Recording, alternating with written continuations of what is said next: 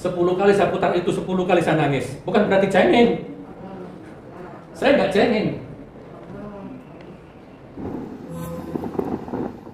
Itu saya siap miskin, siap lapar, bahkan di luar batas kemampuan saya. Jadi kalau kemarin majelis yang mulia yang sebelah sini, ya Bapak ini sempat bertanya ke saya, apakah istri Anda sakit, jangan-jangan kena mubahalah? Tidak, yang mulia. Istri saya guru, yang mulia. Begitu saya nikah saya suruh resign, karena saya nggak suka punya istri kerja. Istri itu tugasnya ngaji, ibadah, sholat, ngurus anak, mendoakan suami. Dan istri saya nggak pernah kerja keras, yang mulia. Waktu saya ditahan di baris krim 10 bulan, saya masih bisa mengendalikan muamalah saya. Tapi begitu kasus ini, relatif komunikasi dihentikan. Sehingga istri saya itu bukan sakit karena mubahalah, tapi karena memang fitrahnya istri saya itu nggak pernah kerja. Tiba-tiba kena beban yang harus saya jadi tanggung jawab, saya dibebankan ke dia semua. Bangun masjid, ngurus anak, muamalah di mana-mana, uang umat di mana-mana. Jadi akhirnya fisiknya kalah. Dia telepon, Abi, maafkan mama. Mama sakit, mama nggak kuat mikir. Tolong urusan masjid kasihkan mujiat. Itu mujiat anak saya. Kasihan juga sebenarnya ya. Tolong urusan masjid kasihkan mujiat. Urusan ini kasihkan dia, urusan ini kasihkan dia. Mama nggak kuat mikir, Abi. Allahu Akbar. Jadi bukan karena mubahalah. Fitrahnya istri itu, apalagi selama ini memang saya manjakan istri saya. Gak usah kerja. Udah tidur, ngaji, tahajud, duha, 5 waktu, urus anak. Cetak anak kita jadi penghafal Quran. Tiba-tiba dibebani urusan-urusan yang suami, ngedrop dia. Gitu ya majelis. Itu yang keempat ya majelis ya. Nah sekarang kelima, saya tidak boleh tahan karena saya kepala keluarga, saya punya anak, saya punya istri yang harus saya nafkahi setiap saat, harus saya lindungi, harus saya jaga. Saya rakyat Indonesia, istri saya rakyat Indonesia, anak saya rakyat Indonesia. Jangankan 10 tahun, itu 10 hari saja saya nggak boleh. Mumpung saya ingat, kemarin kirim ke siapa? Mas Andika, coba saya pinjam sebentar Mas Andika. 2 detik yang mulia. Puasa hari pertama, anak saya kirim sesuatu ke kuasa hukum. Bismillahirrahmanirrahim. Mana? Tangan dulu. Bacain voice note anaknya ya, pesan anaknya lewat suara ini.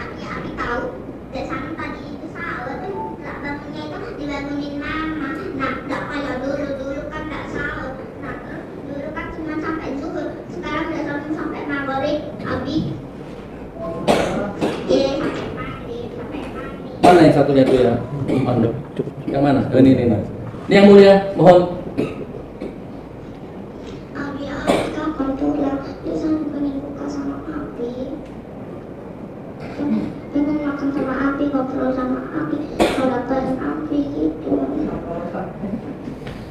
Suara anaknya ini.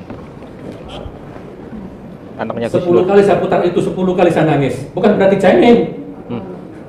Saya nggak cengeng.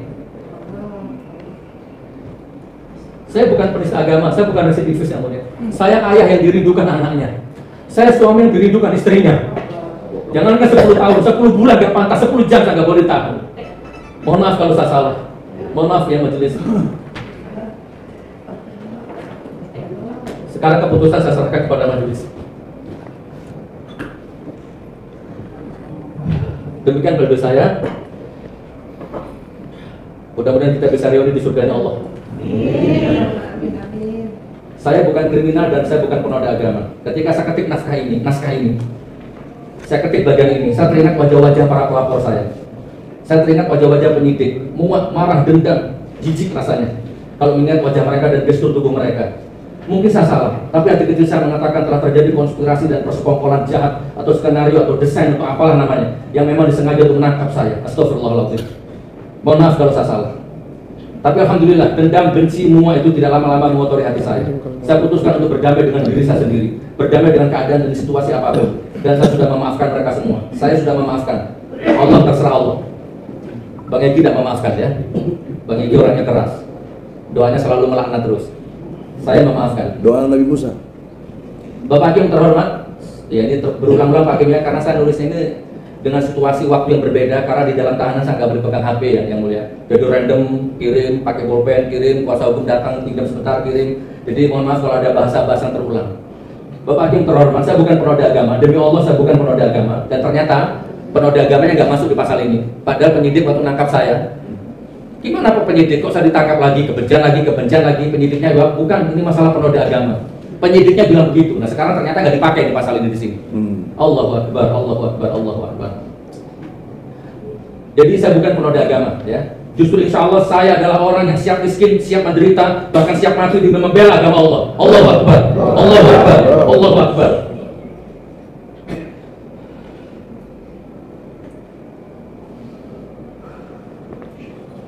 Menggebu-gebu. Ini fakta yang mulia. Hukum Berapi-api. itu harus data, fakta, dan logika. Dan ini data, ini fakta, ini logika. Gak mungkin sama di agama. Ketika saya dijebloskan ke dalam tahanan Bareskrim, saya diperlakukan dengan sangat terhormat oleh sesama napi. Ini sudah saya bahas, gak usah bahas di sini. Intinya saya didaulat jadi imam sholat, jadi khotib, dan lain sebagainya. Saya percepat saja.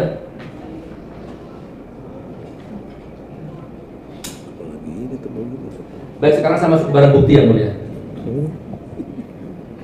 Bapak Hakim yang mulia, saya jelaskan soal akun dan barang bukti. Akun saya bernama Gusnur 13 Official.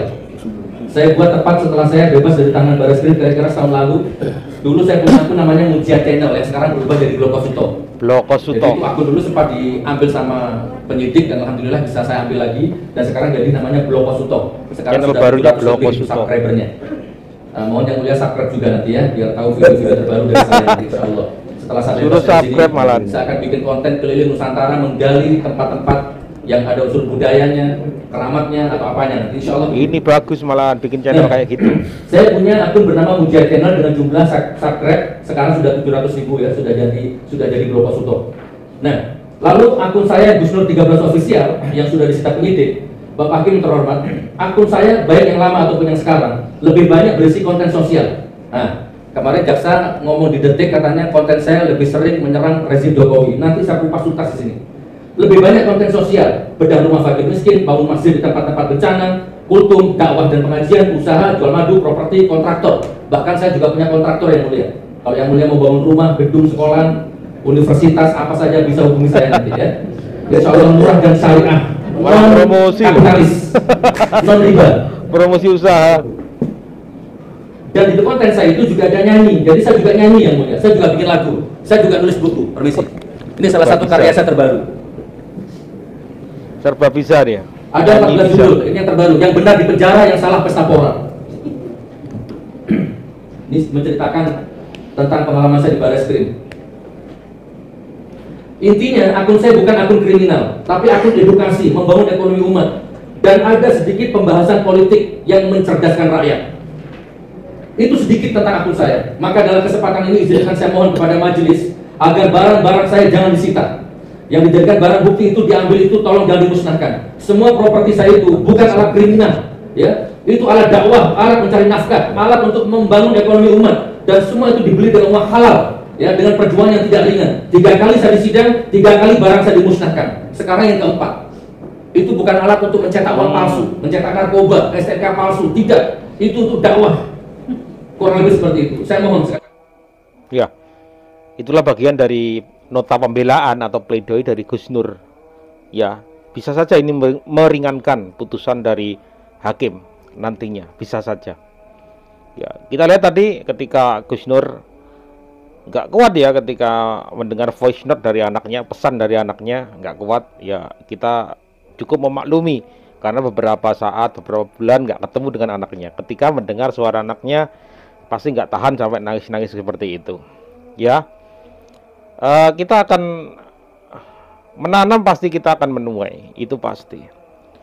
Kalau dia dari tega nggak tega ya tentu kita nggak tega. Sebagai manusia biasa kita melihat, kalau kita merasakan sendiri hal itu di penjara tanpa ketemu dengan saudara, keluarga, anak, istri, pasti akan menjadi hal yang sangat menyakitkan. Ya, makanya setiap akan melakukan sesuatu dipikir dulu. Jangan sampai itu merugikan diri kita.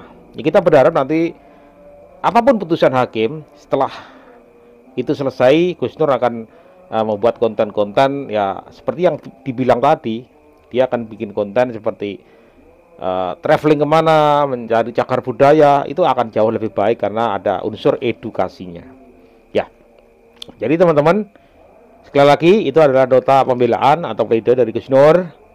Ya, keputusan ada di tangan Gusnur, keputusan ada di tangan hakim, keputusan akhir berapa vonis yang akan ditentukan hakim. Ya kita tunggu aja nanti. Ya, terima kasih teman-teman. Mohon maaf atas segala Salah kata, wabillahi taufiq wal hidayah. Assalamualaikum warahmatullahi wabarakatuh.